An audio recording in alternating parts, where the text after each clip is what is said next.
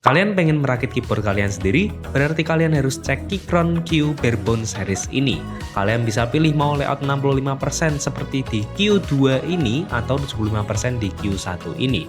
Mau pilih yang ada knobnya juga bisa dong. Dan tentunya kalian saat di packaging sudah lengkap alat-alatnya. Dapat skru khusus untuk membongkar pasang keyboard yang satu ini. Mau kalian pasang dengan switch apapun pasti masuk dan PCB-nya sudah short facing juga. Steps-nya juga sudah screw in stabilizer yang sangat bagus sekali. Lalu tentunya sudah pakai konstruksi gasket mount yang fleksibel ini. Bodinya saja sudah super kokoh ini soalnya pakai CNC aluminium build nih. Nih, kita ada satu yang sudah kita rakit. Kira-kira suaranya jadi kayak gini nih.